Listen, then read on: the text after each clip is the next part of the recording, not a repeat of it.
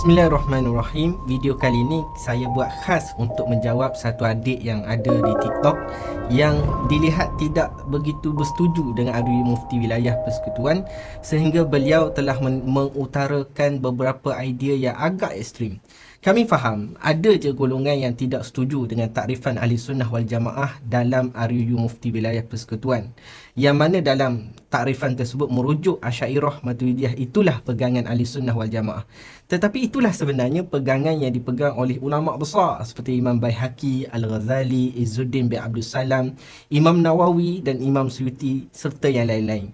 Dulu kita di Selangor, sebelum merdeka, sebelum ada Kuala Lumpur, sebelum ada Putrajaya, Selangor mempunyai seorang sultan yang alim lagi warak, iaitulah Sultan Alauddin Sulaiman Shah yang mangkat pada 1938. Baginda merupakan moyangda kepada Sultan Selangor sekarang. Baginda telah mengarang satu kitab yang amat penting untuk dijadikan rujukan kepada rakyat Selangor masa itu, iaitu Pohon Agama atau dikenali juga sebagai Akidah Sulaimaniyah, yang mengajarkan akidah sifat 20 beraliran Asy'ariyah dan Maturidiyah. Ini pegangan yang sudah lama dipegang di Malaysia. Demikian juga satu wasiat yang sangat berharga daripada Syekh Abdullah Fahim yang merupakan datuk kepada Tun Abdullah Badawi, yang juga merupakan mertua kepada Khairi Jamaluddin. Dalam wasiat tersebut, Syekh Abdullah Fahim menyebutkan, tuan-tuan sedia maklum, beratus-ratus tahun bahawa orang bangsa Melayu se-Malaysia, se-Malaya, dari peringkat bawah hingga ke peringkat atas, awam-awam, qadi-qadi, ulama-ulama, menteri-menteri sehingga raja-raja, sekalian mereka itu bermazhab dengan mazhab Imam Syafi'i, Usuluddin atas perjalanan Abi Hasan Al-Ash'ari, dan tasawuf atas perjalanan Imam Ghazali. Sebiji sama dengan apa yang diutarakan dalam RUU Mufti Wilayah Persekutuan. Syekh Abdullah Fahim ni dah wafat pada 1961 Masihi. Jadi definisi ini dah lama dah, 63 tahun lepas, sesuai dengan pengamalan yang ada di Malaysia. Cuma kita tengok ada orang tak setuju, macam adik ni tak setuju. Tapi janganlah kafirkan Asy'ariyah. Saya melihat video yang berdurasi lebih 5 minit, tetapi kalam-kalam dalamnya sangat berbisa, walaupun diutarakan dengan suara yang lemah lembut. Golongan yang suka mengkafirkan Asy'ariyah adalah yang kita tahu aliran Wahabi. Contohnya Muhammad bin Abdul Wahab dalam kitabnya menyebutkan bahawa kesyirikan yang berlaku di zamannya lebih teruk daripada kesyirikan yang ada di zaman Nabi. Ini ada dalam kitab beliau, kitab Kashfus Syubhat. Ibnu Ghanam yang merupakan murid kepada Muhammad bin Abdul Wahab dalam kitabnya Tarikh Najat mendakwa majoriti umat Islam di awal kurun ke-12 telah jatuh dalam kesyirikan dan kemurtadan. Demikian juga cucu kepada Muhammad bin Abdul Wahab, Abdul Rahman bin Hasan Al-Syekh, dalam kitabnya Fathul Majid menyamakan Asy'ariyah dengan Mu'tazilah dan mengkafirkan mereka berdua. Begitu juga ulama besar dalam tokoh Wahabi iaitu Sulaiman bin Sahman dalam kitab Sawa'iqul Mursalah Asy-Syihabiyah telah mewajibkan kafir ke atas imam besar Al-Asy'ariyah iaitu Imam Syihabuddin Ahmad Ar-Ramli. Mantan mufti kerajaan Wahabi iaitu Bin Baz dalam dua fatwanya telah mengkafirkan ulama besar Asy'ariyah moden iaitu Syed Dr. Muhammad Alawi Al-Maliki Al-Hasani.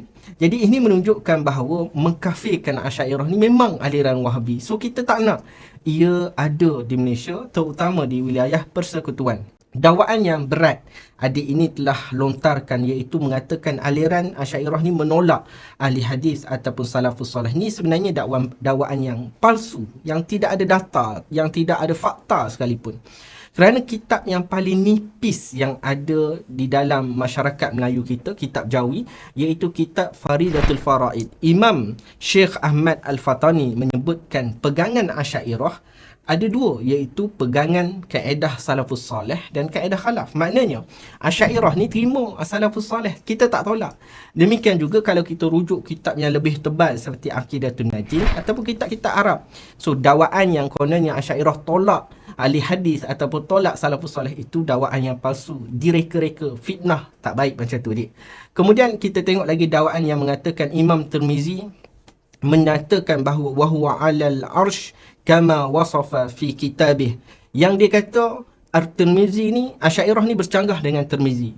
Kita kata kalam Tirmizi ni sekadar iktibas dalam kaedah balaghah yang kita boleh sebut sebagai meniru dengan sedikit perubahan daripada ayat Al-Quran. So kaedah ini diterima oleh ulama Asy'ariyah, kita tak kata kita tolak.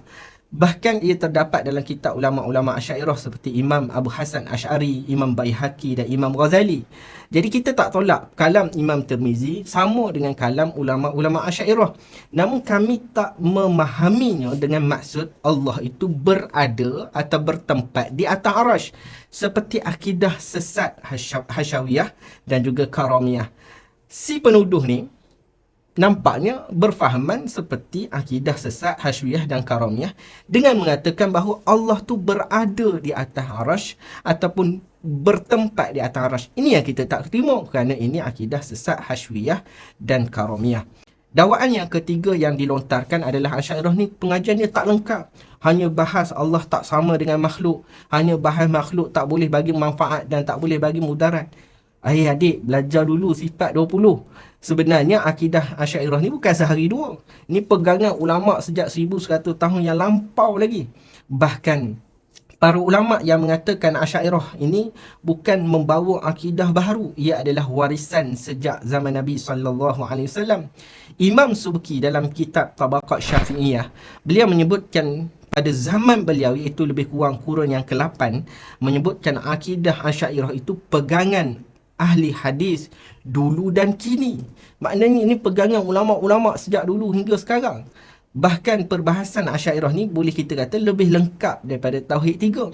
Secara logiknya, Tauhid 3 ni membicarakan tentang keesaan Allah Subhanahu Wa Taala.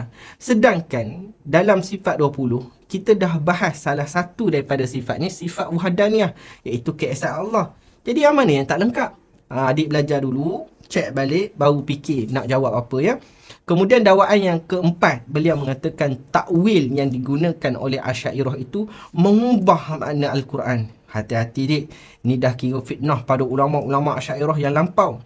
Jika takwil itu dikatakan mengubah makna Al-Quran, adakah Al-Bukhari ketika mentakwilkan ayat Al-Quran, Imam Ahmad, Imam Malik, imam yang salafus salih ketika mentakwilkan ayat Al-Quran ataupun hadis dikira sebagai mengubah ayat Al-Quran? Imam Ahmad contohnya mentakwilkan waja'a rabbuka, ditakwilkan dengan ja'a thawabahu. Datang itu bukan Allah yang datang, tetapi yang datang itu adalah ganjaran pahala Allah. Imam Malik mentakwilkan ayat ini dengan makna datang urusan Allah, bukan datangnya zat Allah. Imam Bukhari mentakwilkan ma min dabatin illa huwa akhizun binawasiyatiha. Imam Bukhari ketika mentafsirkan ayat ini ataupun mentakwilkan ayat ini mengatakan ai fi mulkihi wal sultanihi. Maksudnya ketika ayat ini menceritakan tiada satu binatang yang melata pun melainkan dialah yang memegang ubun-ubunnya. Memegang ini bukan memegang dengan makna tangan, tetapi memegang itu mulkihi, dengan kekuasaan dan pemerintahannya. Imam Bukhari tidak meletakkan makna dhahak, ketawa, tetapi dengan makna rahmat.